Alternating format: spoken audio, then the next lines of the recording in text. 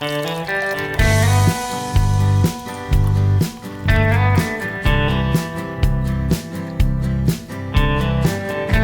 Friends, welcome to Madras சமையல். இன்றைக்கி நம்ம மெட்ராஸ் சமையலில் 2 சூப்பரான ரெசிபி பார்க்கலாம். ரோஸ் மில்க், பாதாம் மில்க். ஃபஸ்ட்டு வந்து ரோஸ் மில்க் எப்படி பண்ணுறதுன்னு பார்க்கலாம். ரோஸ் மில்க்னாலே நமக்கு சின்ன வயசு ஞாபகம் வந்துடும். சின்ன வயசில் அவ்வளோ விரும்பி சாப்பிட்ட ஒரு சூப்பரான ஒரு ட்ரிங்க். சின்ன வயசில் மட்டும் இல்லாமல் இப்போ கூட நம்ம எங்கேயாவது ரோஸ் மில்க் ஸ்மெல் வந்தாலே அவ்வளோ ஜாலியாயிரும். அந்தளவுக்கு ஒரு சூப்பரான ஒரு ரெசிபி. இது பண்ணுறதுக்கு நான் இன்றைக்கி 1 டேபிள் ஸ்பூன் போல் சப்ஜா விதைகள், இது வந்து துளசி விதைகள்னு சொல்லுவாங்க, இதை 1 கப் தண்ணியில் ஒரு 10 நிமிஷம் போல் ஊற வச்சுக்கோங்க. 1 டேபிள் ஸ்பூனுங்கிறது நிறைய வரும். உங்களுக்கு குறைவாக போதுன்னா 1 டீஸ்பூனே சரியாக இருக்கும். பாருங்கள், 10 நிமிஷத்துக்கு அப்புறமா எவ்வளோ அழகாக பெருசாக வந்திருக்குன்னு. இது வந்து ரோஸ் மில்கில் போட்டு சாப்பிட்றப்போ இன்னும் நல்லாயிருக்கும். இது இல்லைனாலும் பரவாயில்ல. அடுத்தது மிக்ஸி ஜாரில் நம்ம பால் சேர்க்கலாம். இது வந்து நல்லா காய்ச்சின பாலில் ஃப்ரிட்ஜில் வச்சு நல்லா சில்லுன்னு எடுத்திருக்கேன். சில்லுன்னு சாப்பிட்டா தான் நல்லாயிருக்கும்.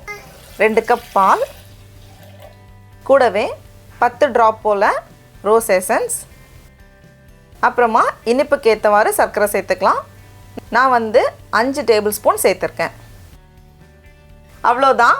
இதை வந்து நம்ம மிக்சியில் நல்லா அடிச்சிட வேண்டியதுதான். உங்களுக்கு வந்து இன்னும் நல்லா ரிச்சாக க்ரீமியாக வேணும் அப்படின்னா 1 ஸ்கூப் வெண்ணிலா ஐஸ்கிரீம் சேர்த்துட்டு நல்லா அடிச்சுக்கோங்க. அப்போ வந்து ரோஸ் மில்க் ஷேக் ஆயிரும், ரொம்ப நல்லாயிருக்கும். அதுவும் நல்லா அடித்தாச்சு. இப்போது டம்ளரில் நம்ம ஊற வச்சுருக்கோம்ல துளசி விதைகள், அதுலேருந்து ஒரு 2 ஸ்பூன் போல் சேர்த்துக்கோங்க. கூடவே ரோஸ் மில்க். டடா, நம்மளோட ரோஸ் மில்க் ரொம்ப சூப்பராக அழகாக தயாராகிடுச்சு. இப்போ நம்ம டேஸ்ட் பண்ணி பார்க்கலாம். அவ்வளோ சூப்பராக இருக்குது. அடுத்தது வந்து பாதாம் பால் எப்படி பண்ணுறது நம்ம பார்க்கலாம். அதுக்கு வந்து 1/4 கப் போல் பாதாம், இது வந்து கிட்டத்தட்ட 40 இருக்கும். இதை வந்து தண்ணியில் ஒரு 20லேருந்து 25 நிமிஷம் போல் ஊற வச்சுக்கோங்க, அந்த தோல் எடுக்கிறதுக்காக. இப்போ இந்த மாதிரி ஊறினதுக்கப்புறமா இந்த தோலை நீக்கி வச்சிடலாம். பாதாம் ரெடியாக இருக்குது.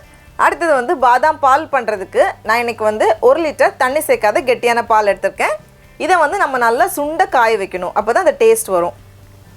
இதை வந்து ஒரு பேனில் மாற்றிக்கோங்க. பால் கொதிக்கட்டும்.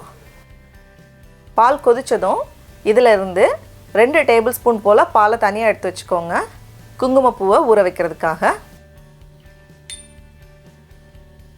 நம்ம தோல் நீக்கி வச்சுருக்கோம்ல பாதாம், கூடவே 1/4 கப் போல் பால் சேர்த்து இதை வந்து நம்ம நல்லா அரைச்சி எடுத்துக்கணும். ரொம்ப மையம் அரைக்கணும்னு அவசியம் இல்லை, கொஞ்சம் திட்டாக இருந்தாலும் பரவாயில்ல. அப்போ தான் அந்த பாதாம் பாலோட இதையும் கடித்து சாப்பிடும்போது டேஸ்ட் இன்னும் ரொம்ப நல்லாயிருக்கும். இப்போ பாருங்கள், பாலும் நல்லா கொதித்து வந்திருக்கு. இந்த ஸ்டேஜில் நம்ம அரைச்சி வச்சுருக்க பாதாம் பாலை உள்ளே சேர்த்துக்கலாம். சேர்த்துட்டு இதை வந்து மிதமான சூடில் நம்ம வந்து நல்லா குறைய வைக்கணும். கிட்டத்தட்ட 25 நிமிஷம் போல் மிதமான சூடில் வச்சு பாலை வந்து நம்ம நல்லா குறைய வைக்கணும்.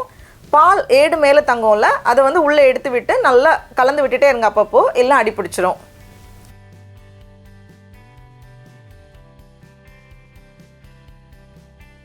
இப்போது ஒரு 25 நிமிஷம் போல் ஆகியிருக்கு. பால் நல்லா குறைஞ்சிருக்கு. அடுத்தது இதில் வந்து நம்ம சர்க்கரை சேர்க்கலாம். இதில் வந்து 1/4 கப்லேருந்து 1/2 கப் சர்க்கரை வரைக்கும் நம்ம சேர்த்துக்கலாம், நம்மளோட இனிப்புக்கு ஏற்றவாறு. நான் வந்து 6 டேபிள் ஸ்பூன் போல் சர்க்கரை சேர்க்குறேன். இது வந்து எனக்கு சரியாக இருக்கும். இது வந்து 1/4 cup plus 2 table spoon, 6 table spoon சர்க்கரை சேர்த்துக்கோங்க. சேர்த்துட்டு இன்னும் ஒரு 5 நிமிஷம் போல் இது அப்படியே கொதிக்கட்டும். இப்போ பாருங்கள், பால் நல்லாவே குறைஞ்சிருக்கு, கொஞ்சம் கெட்டியாகிருக்கு. கெட்டியாக இருந்தால் தான் நல்லாயிருக்கும். இப்போது இந்த ஸ்டேஜில் நம்ம ஏற்கனவே ஊற வச்சுருக்கோம்ல குங்குமப்பூ, அதை உள்ளே சேர்த்துக்கோங்க. கூடவே வாசனைக்காக கொஞ்சமாக ஏலக்காய் தூள் சேர்த்துட்டு எல்லாத்தையும் நல்லா ஒரு வாட்டி கலந்துட்டு நம்ம ஸ்டவ்வை ஆஃப் பண்ணிட வேண்டியது தான். அவ்வளோதான்.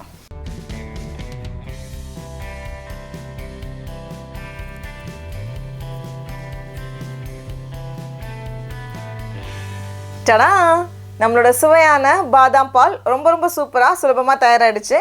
உங்களுக்கு வந்து சூடாக வேணும்னா நம்ம சூடாக குடிச்சிக்கலாம், அப்படி இல்லைனா ஃப்ரிட்ஜில் வச்சு சில்லுன்னு குடித்தாலும் ரொம்ப நல்லாயிருக்கும். இப்போ நம்ம டேஸ்ட் பண்ணி பார்க்கலாம். வாசனையே அவ்வளோ சூப்பராக இருக்குது. அவ்வளோ சூப்பராக இருக்குது. நல்ல கெட்டியாக அந்த பால் ஏடு பாதாம் எல்லாமே அவ்வளோ நல்லாயிருக்கு. நீங்களும் கண்டிப்பாக இந்த ரெசிபியை வீட்டில் செஞ்சு பாருங்கள். இந்த சம்மருக்கு ரொம்ப நல்லாயிருக்கும். உங்களுக்கு இந்த வீடியோ பிடிச்சிருந்துச்சுன்னா மெட்ராஸ் சமையலுக்கு சப்ஸ்கிரைப் பண்ணுங்கள். நாவின் சுவையரம்புகள் மலரட்டும்.